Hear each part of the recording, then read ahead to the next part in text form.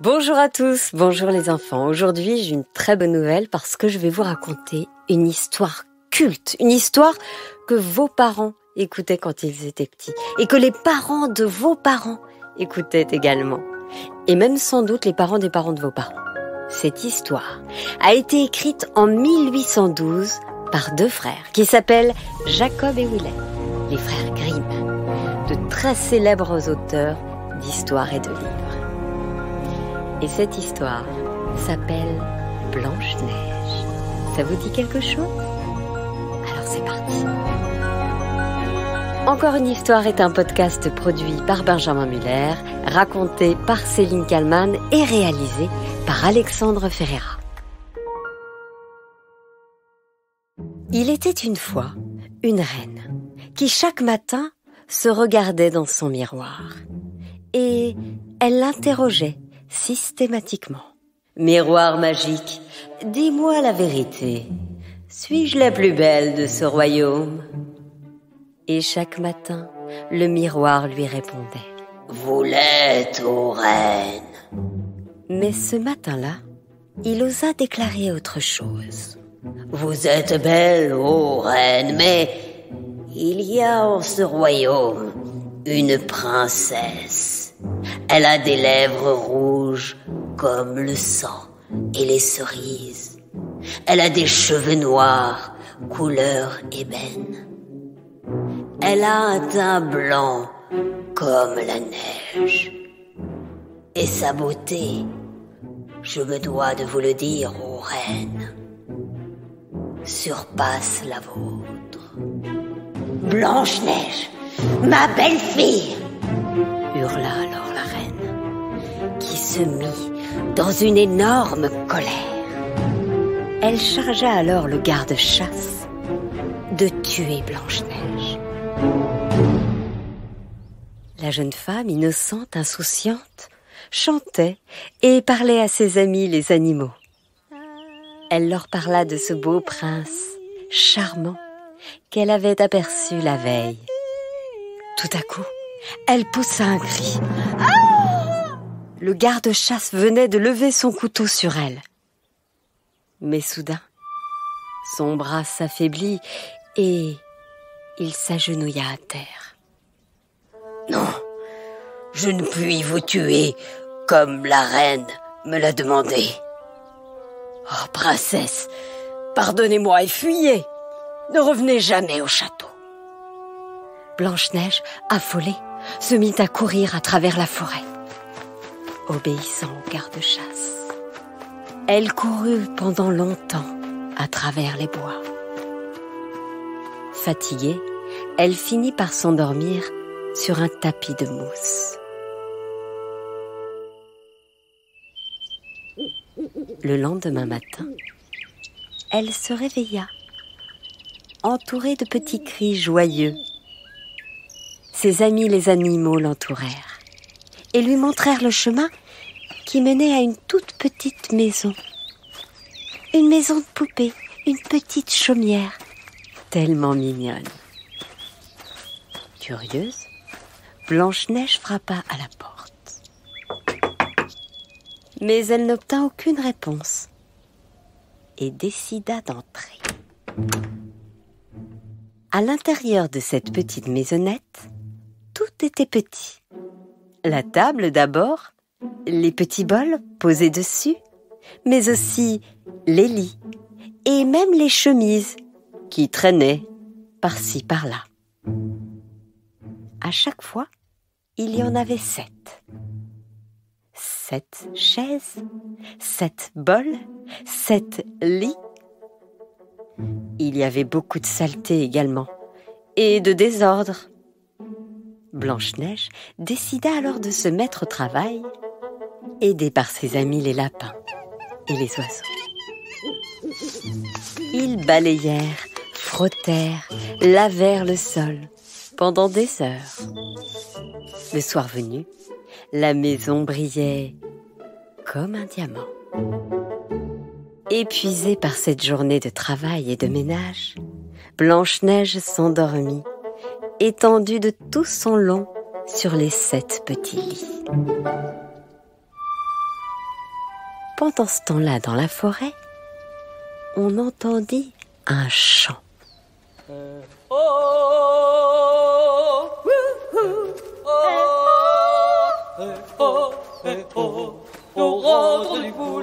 Sept nains regagnèrent leur logis en chantant à tue-tête. Ils s'appelaient Simplet, Timide, Atchoum, Dormeur, Joyeux, Grincheux et Prof. En arrivant devant leur maison, ils se rendirent bien compte que quelque chose avait changé. La maisonnette était propre, comme elle ne l'avait jamais été auparavant. L'instant de surprise passé, Grincheux, qui, vous allez le voir, mérite bien son nom, se mit à grogner. Qui a osé faire une chose pareille? Un voleur? Un malfaiteur? Tous les nains se mirent à la recherche de celui qui aurait pu nettoyer cette maison de fond en comble. Il s'est sûrement caché à l'étage. Allons voir au rez-de-chaussée.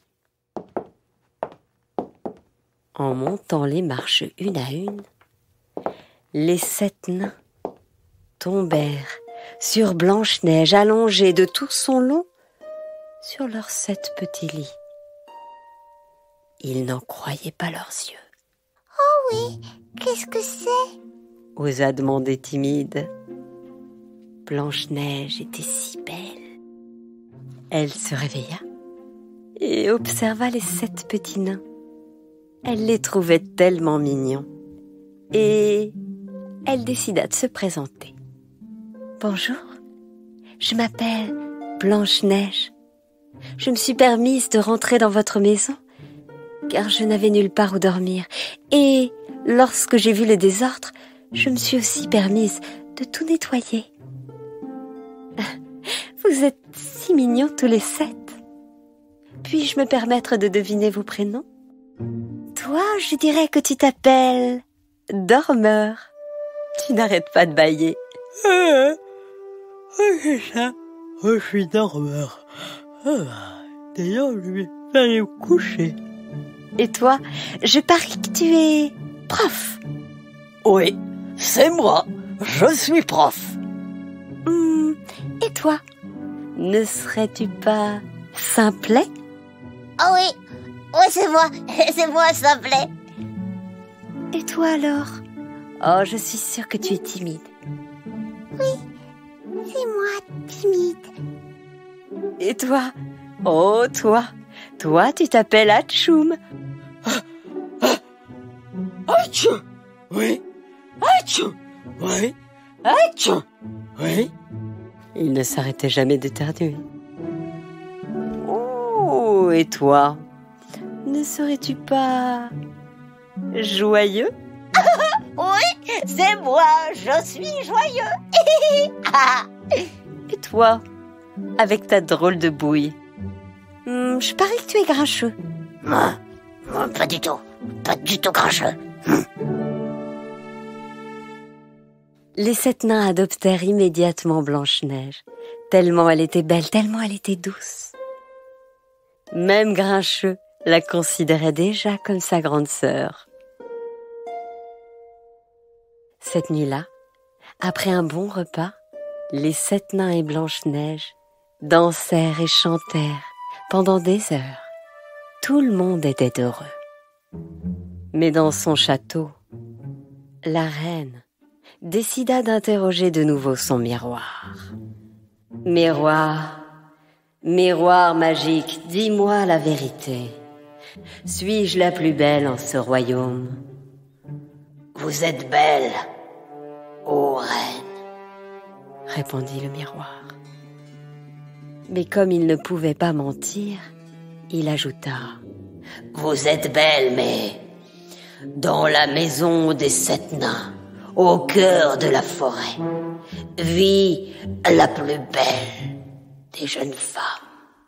Sa bouche est rouge comme le sang et les cerises. » La reine, folle de rage, comprit que Blanche-Neige était encore en vie. Elle décida de s'occuper elle-même de la jeune femme. Dans son donjon, elle consulta un vieux livre et prépara un affreux poison. Il y avait à l'intérieur de la poudre de momie, de la bave de crapaud, des serpents, mais aussi des cafards, de l'encre et de l'eau pourrie. Elle mélangea le tout et se transforma immédiatement en une affreuse vieille sorcière.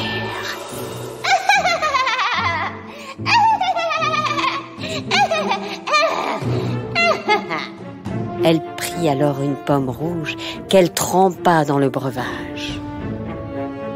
La pomme serait mortelle pour la jeune Blanche-Neige.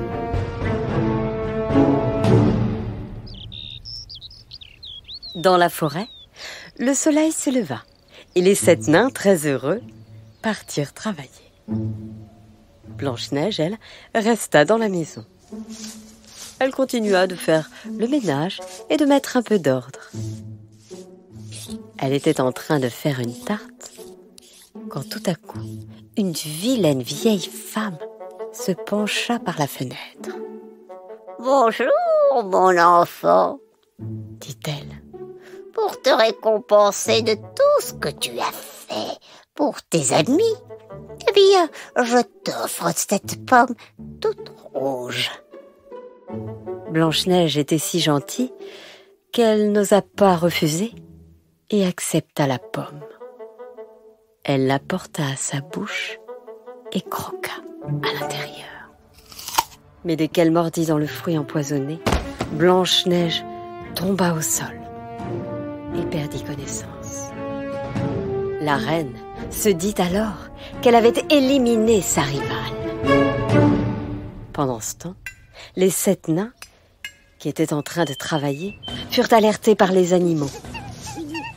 Ils décidèrent alors de se lancer à la poursuite de la vieille sorcière, qui aperçut les nains et essaya de les écraser avec un rocher. Mais l'orage la surprit, et dans un bruit de tonnerre, la foudroya. Elle disparut à jamais devant les 7 nains médusés.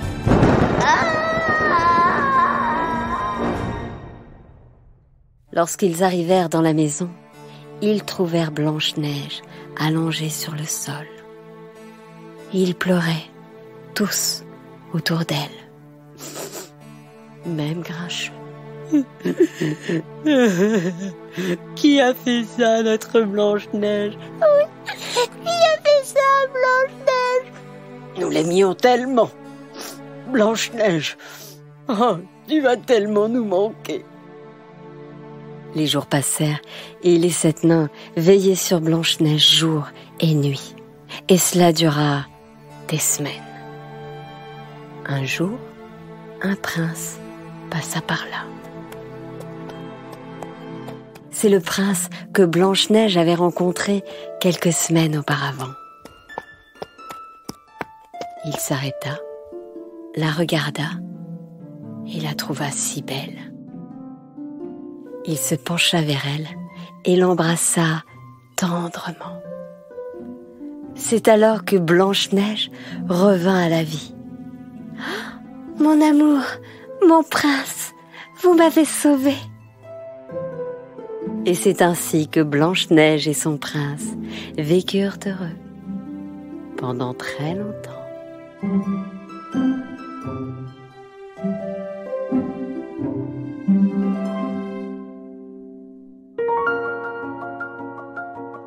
Voilà, c'était Blanche-Neige, histoire produite par Benjamin Muller, racontée par Céline Kallmann et réalisée par Alexandre Ferreira.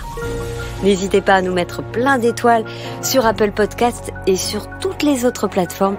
Ça nous aide beaucoup pour la suite. Vous pouvez aussi nous envoyer des messages sur notre compte Instagram ou encore sur Facebook.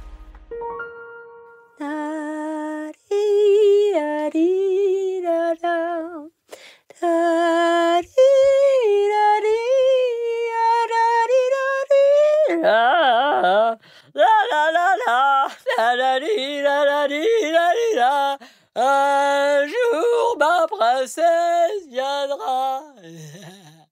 Un jour, elle me dira des mots d'amour. La Lilette, j'adore Blanche-Neige.